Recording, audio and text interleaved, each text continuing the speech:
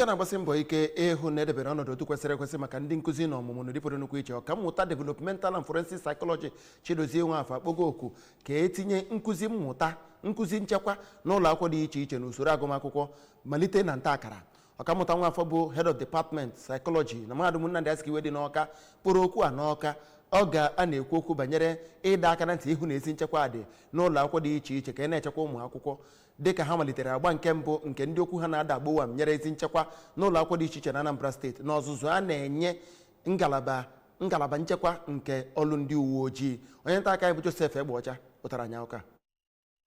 Ọkammụta Nwafọ gakwara n'iru kpọọ oku ka e nwee ndonye ukwu ndị ụlọ ọrụ mgbasa ozi ịhụ na ndị mmadụ ọkachasị ụmụ akwụkwọ mara ihe ekwe na-akụ gbasatara ọnọdụ nchekwa. Onye ji ọkwa eze ọdịnala nke obodo Ọnịcha Igwe Nnaemeka Achebe nke onye nọchitere anya ya na ya bụ mmemme bụ Chief Jude Ọnịya, onye kwupụtara na ntọrị a na-atọrọzi ụmụ akwụkwọ n'oge dị ugbu a n'ala Naịjirịa bụ nke na-arịwanyezi arịwanye, kọwapụtara ọtụtụ ihe a tụrụ anya n'aka iji kwalite ọnọdụ nchekwa n'ụlọ akwụkwọ dị iche iche. Onye ji ọkwa onye isi oche ndị otu ọrụ nta akụkọ na Anambra steeti bụ Dọkịnta Odogwu Emeka Odogwu nke onye nọchitere ya na ya bụ mmemme bụ Comrade Ogendị Ozemena, onye nnọchite anya ndị otu nnọrọ onwe ha akpọrọ Civil Society Organization Comrade Oke Mmadụforo, onye ọrụ Immigration Ifeanyị Okafọ, Principal nke Community Secondary School Oko Oriakụ Ifeomenekwachi nakwa otu nwa amadi nwe ụlọ akwụkwọ ebe a na-agụ akwụkwọ bụ Pastor Philip Eze. N'okwu ọ gwara ndị nta akụkọ na ya bụ ọgbakọ